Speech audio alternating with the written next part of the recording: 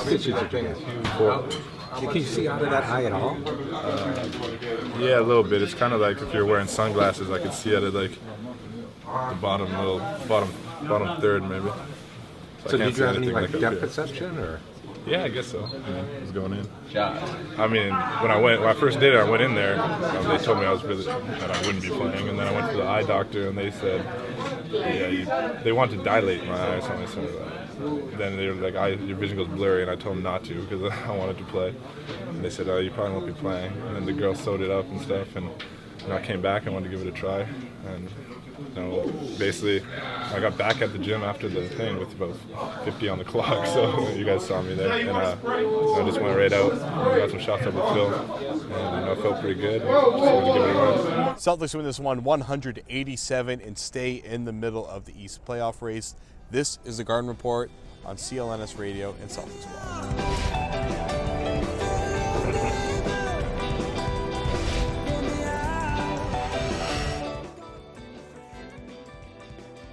Welcome to the show. I am Jimmy Toscano. With me, as always, Jared Weiss and Julian Edelman, April Fools.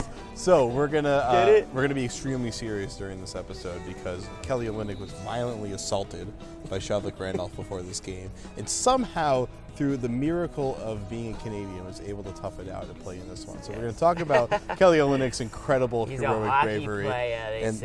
And then we're going to talk about that schmuck Tyler Zella and his fantastic play this evening in part 2. And we're also going to talk about, I want to mention Marcus Smart's poor shooting right off the bat, just to set the tone for this. Right away from the out of completely nowhere. What the hell's going on with Marcus Smart? Okay, let's go into Kelly Olynyk. So Kelly Olynyk, sure.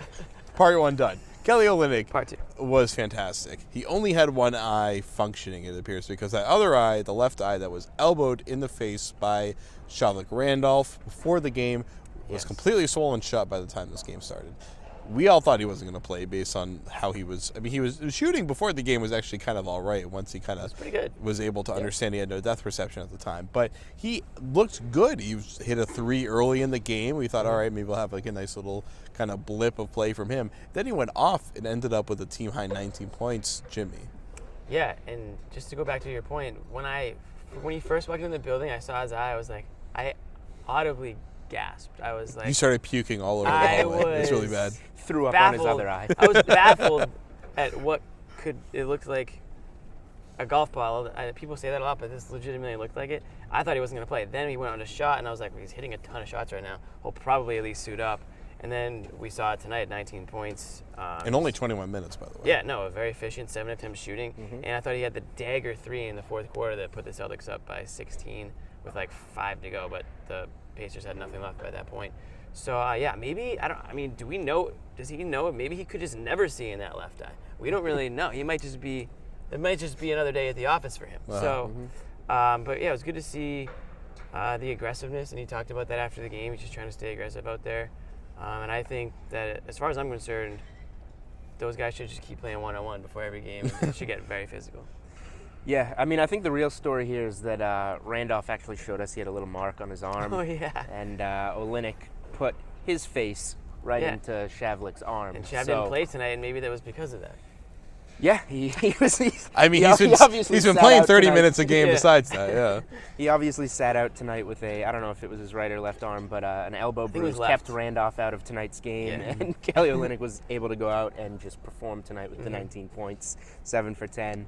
No, but seriously, Olynyk was really good. I don't think any of us were expecting that out of him. That eye was very ugly, just all kinds of colors. You can see where the stitches were, and it was pretty much fully sealed shut, it looked like. After the game, it was like... After the game, it was at its worst. Yard. Maybe he opened it up a little bit before the game or whatever, but it was not ideal. So, great showing by him. I don't know if we knew that he had this kind of toughness. Most people would be in bed icing their eye, and he was not, so props to Kelly. Didn't wear anything over it. I would demand some giant goggles. Especially against David West, I'm thinking the whole time, I'm about to get punched in the face here any second. which apparently he got hit in the mouth. Was it? By, I think was his it lip Wes? was bleeding at one point in the So game. rough night for Kelly. I hope he got home safe. Somebody drove him home. Yeah, I hope. Jeez, yeah. So he had like these kind of like little mini cushion goggles before the game, and he went out to shoot. We're like, all right, he's gonna see if he can shoot with his goggles on. They just like tossed him underneath the hoop and just went out, shot fine. It looked like he was kind of turning his face into the shot a little bit because I think literally there was nothing happening with that left eye. I mean, that guy was gone there. And then you saw him pick up the goggles after he did his warm-up shooting, so you're thinking, all right, maybe he's going to use them. Then he goes out there playing against David West, Roy Hibbert, Yamahimi. That's six pairs of sharp elbows there, way sharper than Shavlik's. Oh, that's true. Three pairs. Yeah, okay. So a couple stiffs going at him, and Six total pairs, elbows. six Yeah. total elbows. Yeah. It's late, but you got to give him credit for that. And as Evan Turner said, you can't embarrass yourself in front of Gerald Wallace. Exactly. Yeah, that's and somebody said, oh, you can't embarrass yourself in front of hockey players. And Evan Turner was like, hockey players? We're worried about Gerald Wallace more than hockey players. Gerald Wallace is the toughest guy that we know. So. Yeah, some guy named Dougie. Come on. Yeah. Who could be afraid of someone named Dougie?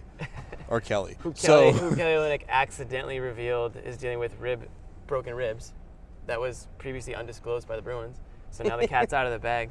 I think Bruins pretty PR awesome. might have fed him that line, yeah. So that was pretty interesting there. We'll have to ask Darrell Rivas about all of our Kelly Olynyk injury news next time. So let's quickly talk about Roy Hibbert. You brought that up. Why is Roy Hibbert so bad at basketball all of a sudden?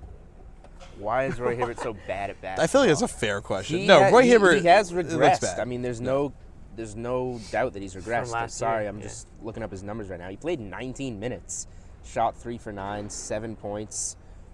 Again, he's 7'4", and we were laughing at all those 0 rebound games in the playoffs.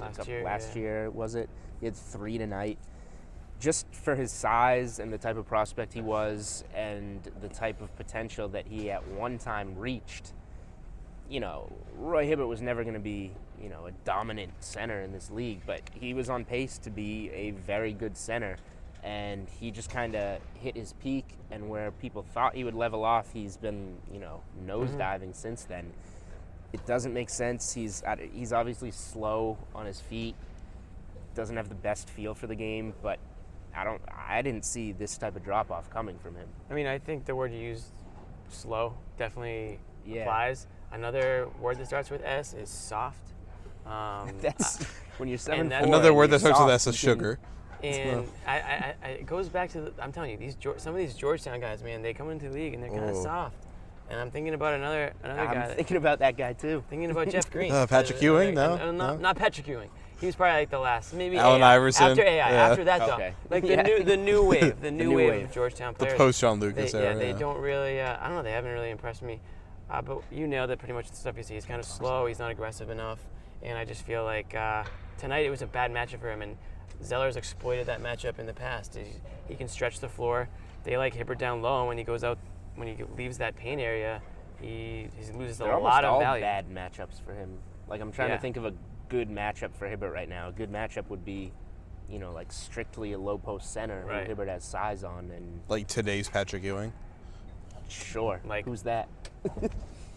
No, I mean like Patrick Ewing like right now would be a good matchup. Patrick Ewing went on the court right now. Oh. So like a 55-year-old Patrick Ewing would be a good matchup for That us. would be tough. Yeah, April Hibbert Fools, could probably shut straight him joke. Yeah, probably. Okay, let's move to the next part of the show. So we'll come Old back for Georgetown part versus 2. New Jersey. These guys will think about it. We'll try to come up. By the way, correction, John Thompson, not John Lucas, was the Georgetown coach. So we'll be back for part 2. Shout out to our sponsors, lynda.com, Peak Organic Brewing, the Reach app, the great poll app for everybody. poll? And now, we gotta peep the poll. Jared Sullinger, should he be on a paleo diet?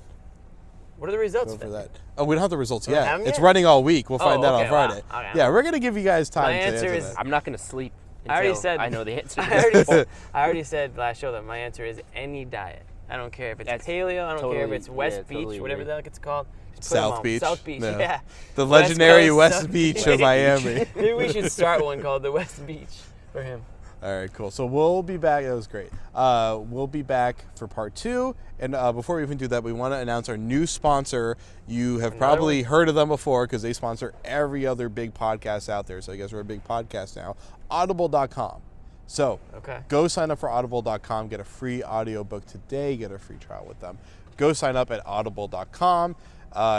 Mention CLNS Radio, mention Celtics Blog, mention the Garden Report. We'll have to put out an audiobook of every single episode ever of the Garden Report, I guess, so they can use that to download it. So we'll be back for part 2 momentarily. And that was crazy. And it was wild and random, too. You know, it happened prior to the game, not during the game. And,